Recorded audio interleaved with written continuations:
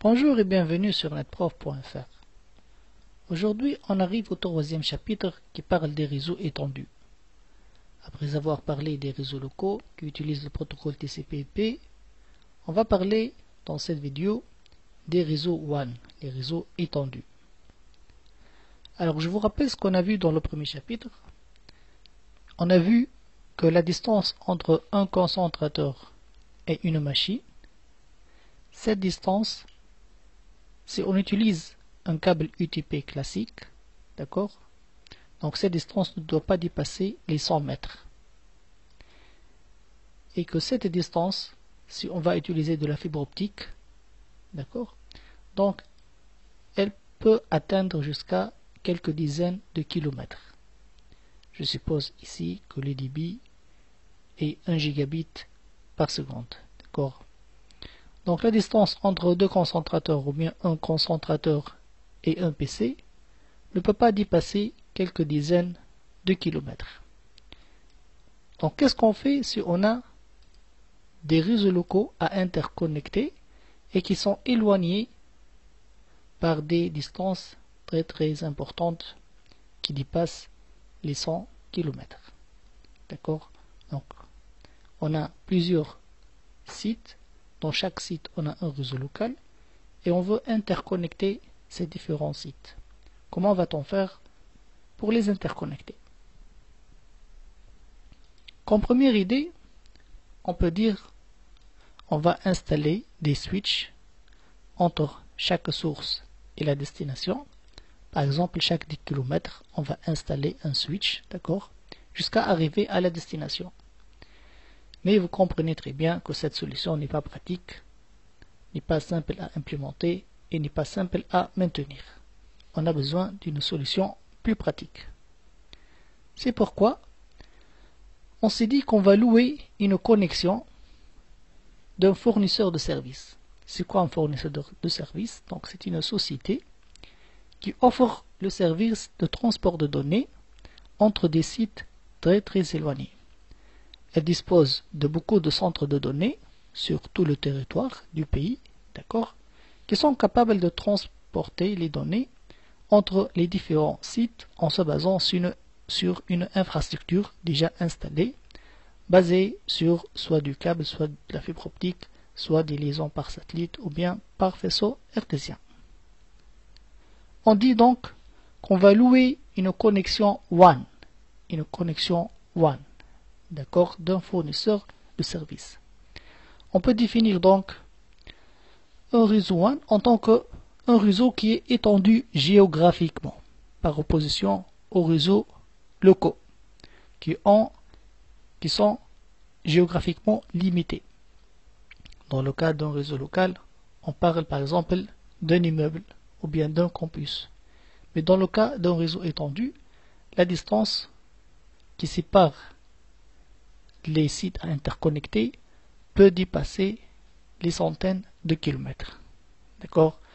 C'est pourquoi on a besoin d'un fournisseur de services qui va assurer le transport des données.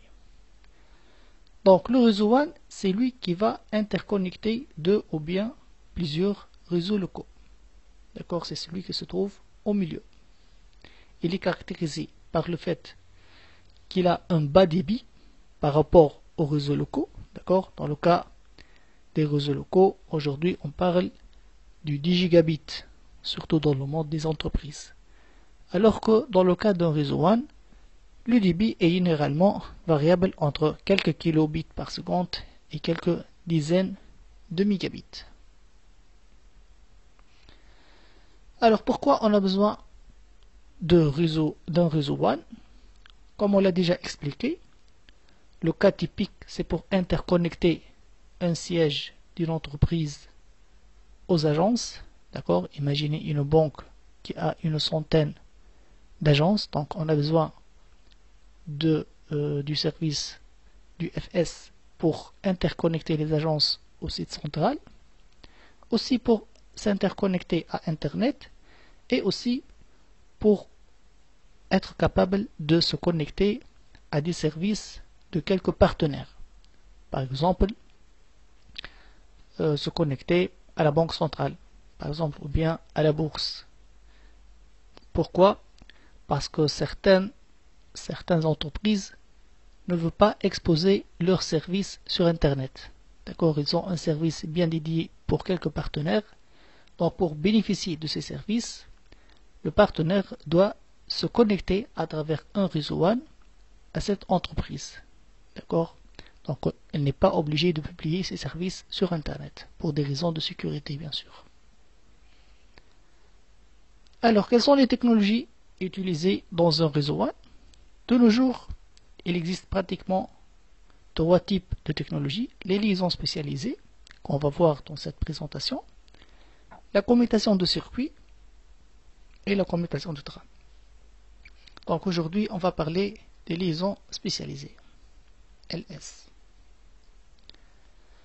La liaison spécialisée, en anglais on dit Leased Line, c'est un circuit point à point qui est toujours ouvert, toujours connecté entre deux sites. Donc une connexion WAN de type LS, c'est une connexion entre deux sites A et B qui est toujours connectée, d'accord, et qui offre une bande passante garantie puisque le circuit est dédié au site A et site B. Donc c'est une solution assez coûteuse. Parmi les paramètres de la liaison spécialisée, c'est la bande passante. Donc quand vous allez louer une LS entre deux sites, vous allez demander et spécifier le débit que vous voulez. Il est généralement de la forme N x 64 kilobits par seconde. Le coût est généralement forfaitaire et en fonction de la distance et du débit. Il est proportionnel à la distance et au débit. Donc, supposons ici qu'on a 4 sites interconnectés. Je vais supposer que le site central, donc le siège, se trouve ici à Sfax, d'accord, et j'ai 3 autres sites à interconnecter par des liaisons spécialisées. Donc, je vais louer une LS entre le site de Sfax et le site de Tunis, une autre LS avec le site de Kef et une autre LS avec le site de Gabès. D'accord? Donc ceci va assurer une connexion entre les agences avec le site central. Quelqu'un pourrait poser la question: est-ce qu'il y a une communication interagence? D'accord? Est-ce que là, c'est clair que les agences peuvent communiquer avec le site central? Mais est-ce qu'il y a une communication interagence? Oui, c'est possible en jouant sur le routage. Donc ici, vous allez router les paquets, d'accord, selon les adresses IP destination. Donc ici, sur votre routeur, vous pouvez router les paquets qui viennent d'un site secondaire A vers un site secondaire B à travers le siège. C'est-à-dire, pour que deux sites distants puissent communiquer, le paquet doit aller vers le siège, puis être acheminé vers l'autre site distant. D'accord? Donc, vous passez sûrement par le siège. Ça n'empêche que si vous avez beaucoup d'argent, vous pouvez aussi établir une ligne spécialisée dédiée entre les deux sites Kef et Tunis, par exemple. Ça sert aussi à optimiser le trafic dans le sens de la redondance. C'est-à-dire, si par exemple cette ligne spécialisée entre Tunis et Sfax un jour sera down, donc il est toujours possible de communiquer avec le site central en passant par le site du Kef. D'accord?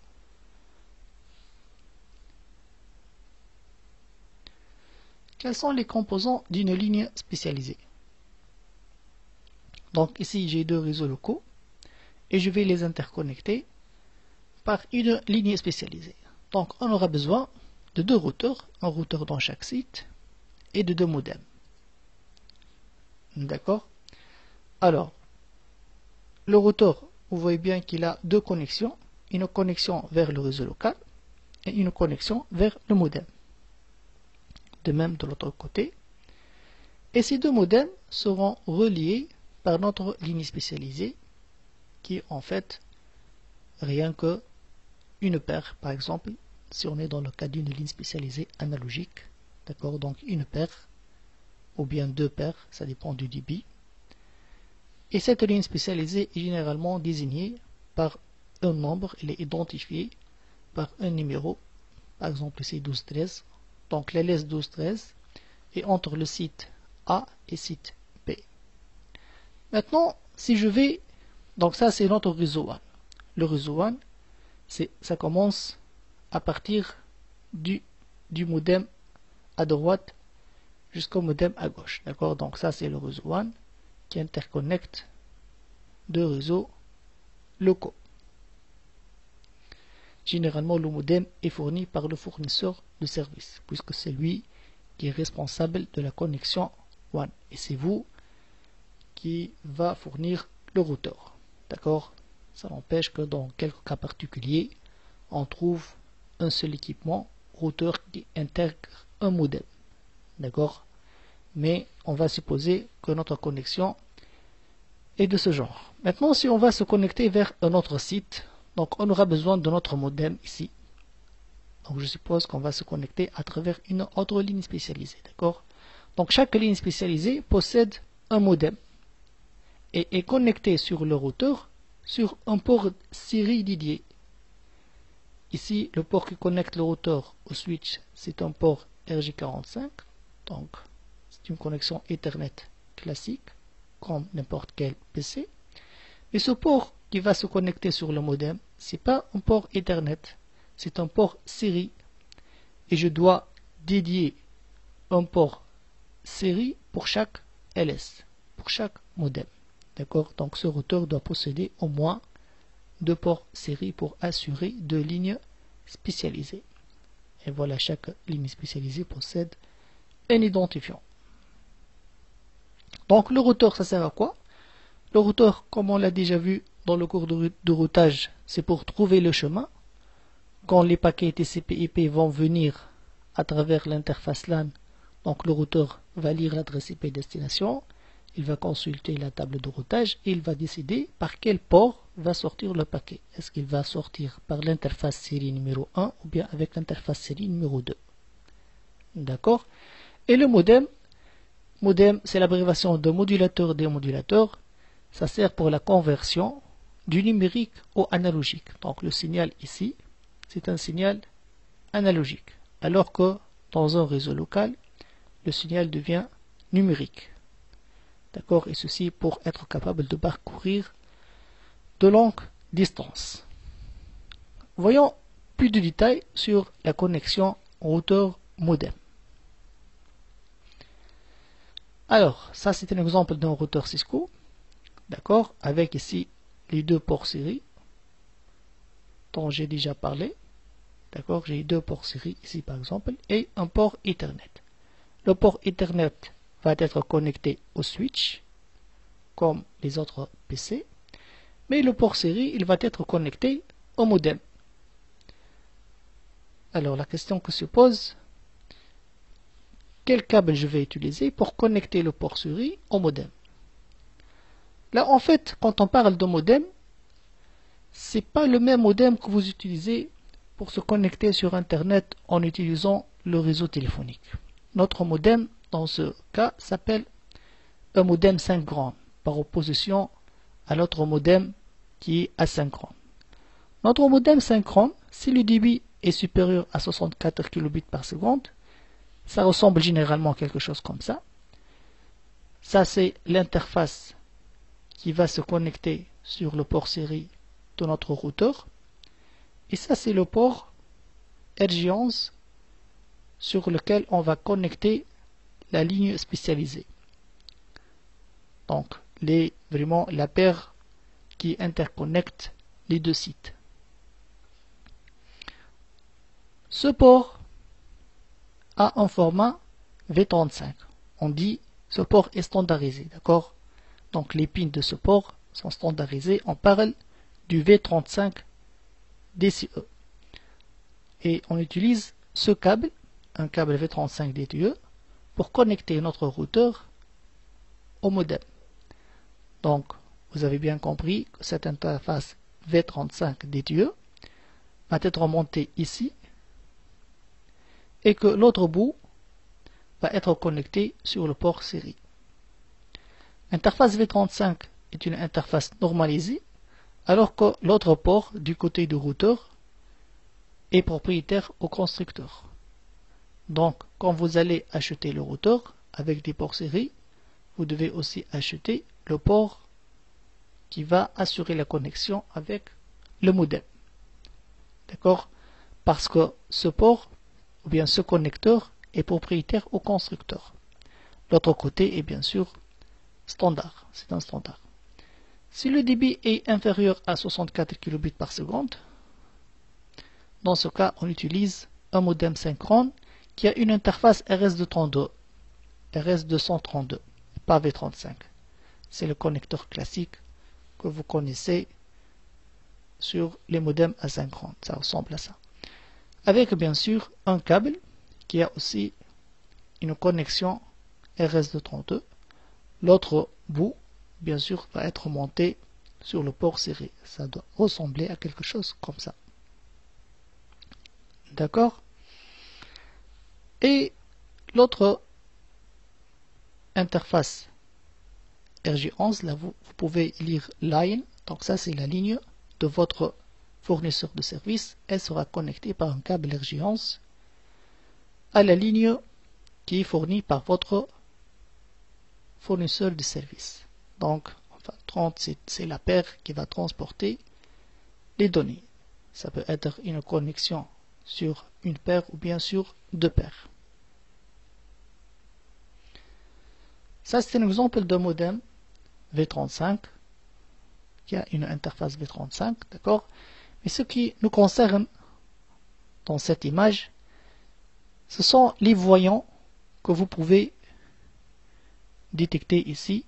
Donc on lit ici par exemple DCD 109, RXD ou bien 104, TXD ou bien 103. Alors ces voyants sont très utiles dans le cas du dépannage du réseau. Par exemple, la 105, la RTS, Request to Send, si le voyant est allumé, ça veut dire que la connexion avec le routeur est bonne. Donc le câble entre le routeur et le modem est bien monté et le port de votre routeur est fonctionnel. Si par exemple j'ai oublié d'enlever la commande shutdown, RTS ne sera pas on, elle sera off. Donc si elle est off, ça veut dire qu'il y a un problème, soit dans le câble, soit dans l'interface de votre routeur. La 103, quand elle clignote, ça veut dire qu'il y a émission de données. La 104, c'est la réception des données. Donc si la 104 n'est pas on, donc ça veut dire que vous ne recevez pas de données. Il y a quelque chose qui ne va pas de l'autre côté. Peut-être que l'autre modem ou bien l'autre routeur n'est pas en train d'envoyer des données. Et la DCD, la 109, très importante, elle doit être allumée avant que vous pouvez envoyer ou bien recevoir des données parce que c'est elle qui assure la synchronisation des deux modems. Quand la 109 est on, ça veut dire que les deux modems sont synchronisés et ils sont prêts à envoyer et recevoir des données. Donc déjà, si la DCD est off, ça ne sert à rien d'aller voir le routeur. Le problème est dans la ligne elle-même. Le problème est entre les deux modems. D'accord? Alors, du point de vue protocole, voilà donc notre schéma. On a un réseau local, un routeur connecté par un câble V35 ou bien un RS232 à notre modem. Et puis d'ici va partir la ligne à notre fournisseur de service. Donc on sait très bien que le protocole qui est entre les différents terminaux ici, c'est l'Ethernet, comme on l'a déjà vu dans le premier chapitre qui parle des réseaux locaux. Mais ici, le protocole entre le routeur et le modem, ce n'est pas de l'Ethernet. Là, c'est un protocole propriétaire. Bon, c'est pas propriétaire, il est plutôt standard, mais il est différent de l'Ethernet. C'est le PPP, c'est le Point-to-Point Protocol, puisque c'est une liaison point à point dédiée. Donc on va utiliser le protocole PPP qui est entre les deux routeurs en fin de compte. D'accord? Il circule entre le routeur et le modem pour aller à l'autre bout de la connexion. Donc l'Ethernet, on sait déjà la forme d'une trame Ethernet. On a ici l'entête Ethernet qui contient essentiellement l'adresse MAC source et l'adresse MAC destination, qui encapsule un paquet IP.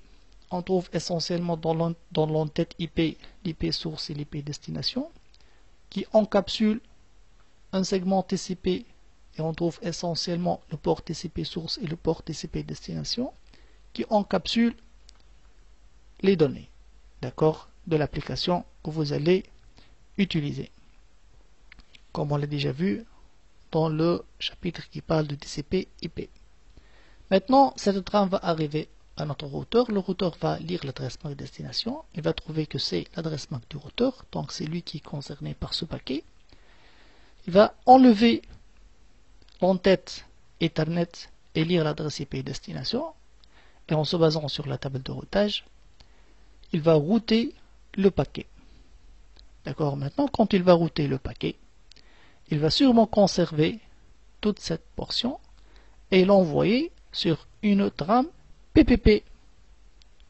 Donc maintenant, le point-to-point protocole, donc on va conserver toute la partie qui est supérieure à la couche 2 et il va ajouter une entête PPP, d'accord, et il va envoyer cette nouvelle trame sur notre liaison série PPP, d'accord, le point-to-point protocole. Donc on va trouver essentiellement ici soit des trames de ce genre, donc du PPP qui transporte de l'IP, des données d'une application, ou bien on trouve aussi des trames PPP qui ne transportent pas de l'IP mais des champs de contrôle, du contrôle du protocole PPP lui-même, d'accord, quelque chose qui contrôle le fonctionnement du PPP. Quels sont ces protocoles? On trouve essentiellement le LCP. C'est quoi le LCP? Link Control Protocol. Il sert à l'ouverture et la fermeture de la connexion PPP. Donc le routeur va envoyer une demande de connexion PPP à l'autre routeur. Si l'autre routeur est prêt et configuré pour qu'il fonctionne avec du PPP, donc il va accepter la demande. On trouve aussi des trames LCP pour former du multilink. C'est quoi le multilink? C'est le fait de faire l'agrégation de deux ports série entre deux modems. Donc imaginez qu'on a deux lignes spécialisées, d'accord, et on va faire l'agrégation de ces deux lignes de telle façon que le routeur va les considérer comme une seule ligne spécialisée, mais avec un débit qui vaut la somme des deux débits.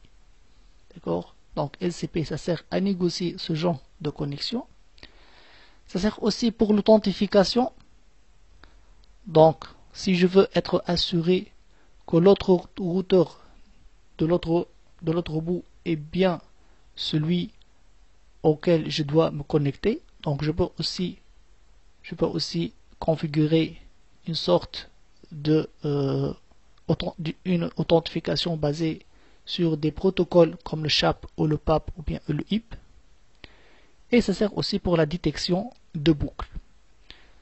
Le NCP par contre, et le protocole le plus fameux c'est le IPCP, dans le cas du IP, c'est le protocole qui négocie les adresses niveau 3, parce que le PPP peut transporter de l'IP et il peut aussi transporter le IPX par exemple, ou bien le AppleTalk. Donc le NCP ça sert à négocier ce genre de communication. Si les deux routeurs sont prêts à les utiliser, donc il y aura une ouverture de connexion NCP. Le NCP sera open, sera ouvert. Et aussi on peut trouver le CDP-CP. C'est un protocole de négociation du CDP. C'est quoi le CDP? C'est l'abréviation de Cisco Discovery Protocol. Donc c'est un protocole qui vous permet de savoir l'identification du routeur adjacents. D'accord? On va voir ça en détail dans les travaux pratiques. Et donc, le CDP-CP, ça sert à négocier ce genre de communication. Est-ce que je peux vous envoyer des trames CDP sur le PPP? Sur l'autre routeur, bien sûr, ça c'est propriétaire au Cisco. D'accord? Donc, seuls les routeurs Cisco peuvent envoyer du CDP sur le PPP. Voilà, on arrive à la fin de cette présentation. J'espère que vous avez une idée sur le protocole PPP qui est utilisé dans le cas des lignes spécialisées pour interconnecter deux sites par une connexion WAN point à point. Dans la vidéo suivante, on va voir quelques travaux pratiques sur le PPP. Je vous remercie pour votre attention. Merci, au revoir.